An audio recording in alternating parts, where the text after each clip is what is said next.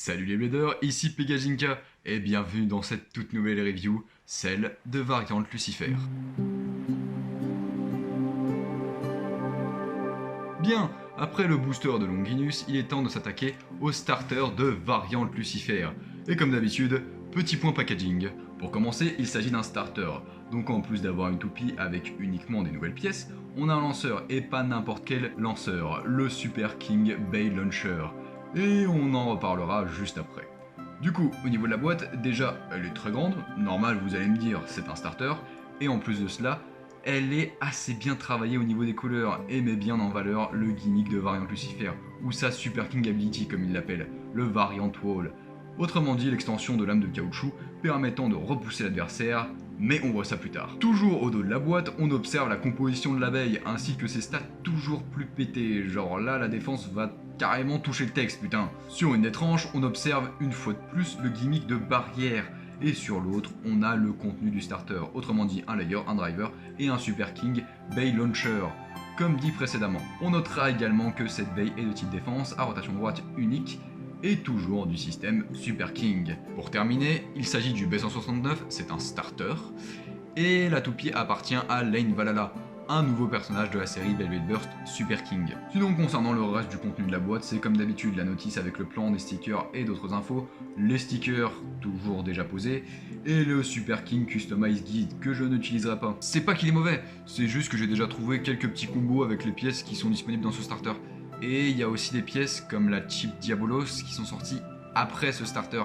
D'ailleurs, c'est assez étrange parce qu'il nous conseille d'utiliser charge et pas charge dash qui est objectivement meilleur, alors qu'il est dans le RB de cette dite Diabolos. Mais c'est pas grave, on passe directement au lanceur. Le Super King Bay Launcher, alors c'était une des raisons de l'achat de ce starter, enfin ça et autre chose. Je le trouvais plutôt intriguant et sa puissance de feu me séduisait pas mal, puisqu'apparemment elle était au-dessus d'un long Bay Launcher LR. Mais en même temps, j'avais pas envie de dépenser le prix d'une baie dans un simple lanceur dont le gimmick est de faire des étincelles de fête foraine. D'ailleurs, les étincelles, parlons-en. Voilà, merci. Niveau design, il est super classe, il s'accorde giga bien avec l'abeille, et pour moi qui kiffe absolument le noir, c'est une aubaine. Et si jamais, oui, sa puissance est bien au-dessus d'un Bay Launcher LR. C'est très satisfaisant de tirer avec un lanceur, comme celui-ci. Par contre, sa puissance est telle qu'on peut parfois s'éjecter avec une baie de type endurance. Alors ne jetez pas trop tôt vos anciens lanceurs, ils vous seront encore utiles pour bien doser la puissance de vos lancers. Bref, ce Super King Bay Launcher, je le conseille, c'est de la bonne cam. Maintenant qu'on a parlé du lanceur, attardons-nous sur la composition de la baie. On commence avec le Super King type Lucifer, et avec un petit point sur la mythologie. Du coup, Lucifer qui signifie à la base astre du matin, ce qui va justifier certaines choses comme le fait qu'il représente un soleil, et signifie porteur de lumière en latin, et s'est vu attribuer plusieurs sens par les chrétiens. Le premier étant celui hérité justement du latin qu'on vient justement de voir, porteur de lumière, et qui peut aussi s'interpréter comme porteur de vérité, quand on l'interprète de manière plus figurée. Le second, c'est un nom commun qui vient de l'étoile du matin. Celle-là, j'ai pas besoin de vous l'expliquer, je crois.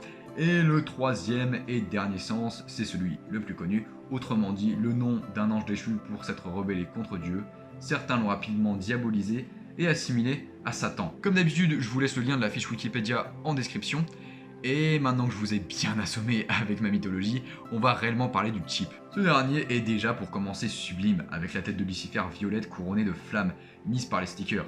Sinon au niveau performance, on est sur un Super King chip à unique rotation droite qui est indissociable de son chip core et qui est fait avec une partie centrale en métal, rajoutant pas mal de poids pour une chip. Ce poids central assurera une meilleure stabilité à la baie, ce qui est cool pour une baie de type défense. Et sinon, au niveau cran de serrage, c'est banal, comme Hyperion, Ragnarok et consorts. Passons au ring variante, le ring le plus léger, équipé d'une myriade de points de contact, de toute taille et de toute épaisseur, qu'on peut catégoriser en deux parties. Tout d'abord les points de contact verts, qui sont creux et acérés, permettant une bonne déstabilisation couplée à une bonne éjection, due au fait que ces dernières ont leur masse vers l'extérieur. Et dans un second temps, les points de contact noirs qui sont divisés en 3 lames, promettant un bon barrage avec tout autant de déstabilisation. Sinon, niveau design, on a 6 stickers verts qui se posent sur les points de contact creux et qui font un rappel avec les yeux de Lucifer, tout en donnant un contraste au ring et une autre référence qu'on verra après. Bref, sinon, pour revenir sur les perfs, le poids léger de ce ring et ses nombreux reliefs lui donnent une endurance pas top top. dû à beaucoup de frottements dans l'air et à une faible inertie. Niveau défense, alors on a un barrage qui déstabilise, certes, mais avec ce faible poids, ouais, pas top top non plus. Par contre en attaque, c'est juste ouf, son poids plume lui confère une vitesse juste insane, et avec des châssis comme 2S qui mettent l'accent sur certains points de contact plus que sur d'autres, on peut vraiment obtenir une bait de type attaque très rapide qui peut déstabiliser son adversaire tout en l'éjectant. Donc voilà, personnellement je utilise ce ring en attaque, mais vous connaissez ses performances objectives, celles qui ne sont pas prises en compte par les types de bait, donc n'hésitez pas à le tester dans d'autres types de combos. C'est toujours sympa de voir quelque chose auquel on n'a pas pensé. Ce ring est tout de même relativement fin pour un type défense. Avec tous ces reliefs, on aurait pu s'attendre à quelque chose de moins serré, mais non, le ring est plutôt fin. Passons maintenant à 2D. Oui, putain, la révolution de cette baie. Que dis-je? Le quest de cette baie. Ce châssis va clairement apporter avec lui une nouvelle manière de jouer au Beyblade. Et on va voir pourquoi. Tout d'abord, le gimmick des lames de caoutchouc extensibles avec la rotation. Ce qui fait qu'à forte rotation, elles sont tendues et forment une barrière repoussant l'adversaire. Et à faible rotation, elles se replient pour ne pas perdre en endurance et en frottant le stadium. Ce système est super ingénieux et bien pensé. Pour parler de la physique de ce châssis, on observe que la majorité de sa masse est dirigée vers l'extérieur, ce qui aura pour conséquence de diriger notre baie vers l'extérieur du stadium justement, même avec une pointe très fine. Lors des dernières oscillations de la baie, en fin de rotation, le bas du caoutchouc viendra tout de même frotter, réduisant son LAD. En fait, ce châssis me rappelle pas mal R145 de Rock Giraffe. Du caoutchouc à la base utilisé défensivement qui peut avoir des lacunes en endurance. D'ailleurs, tout comme R145, une utilisation offensive de ce châssis est tout à fait possible.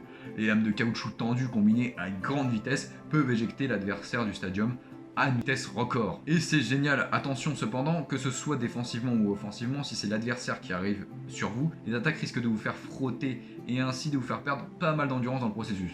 C'est donc à double tranchant. Sachant que ce châssis est à double rotation, quand on l'utilise en rotation inversée, le gimmick de barrière s'avère bien plus efficace. La baie adverse ne nous approche littéralement pas, mais à savoir que ça va également atténuer la puissance de déséquilibre et d'éjection du châssis.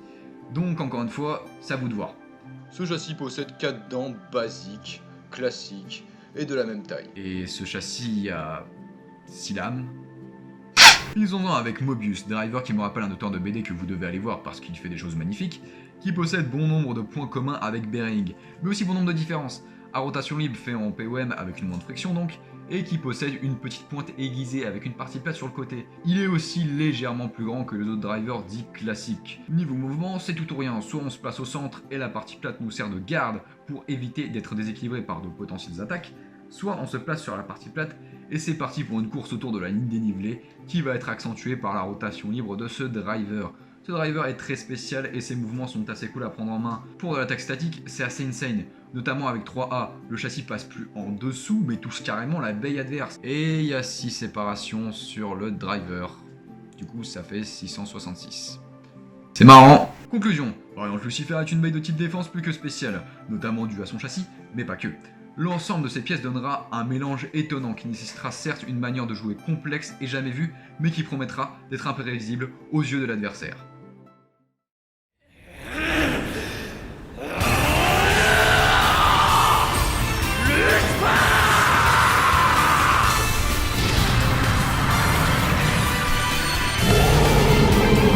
Et bien voilà, cette review est à présent terminée. Petit point avant que vous voyez les combats, il faut savoir que 2D c'est un châssis qui est voué à évoluer. Du coup je me dis que ce serait quand même vachement sympa de refaire une vidéo quand il aura changé de forme. Voilà, sur ce je vous donne rendez-vous dans d'autres vidéos et je vous laisse sur les combats de Variant Lucifer. Salut!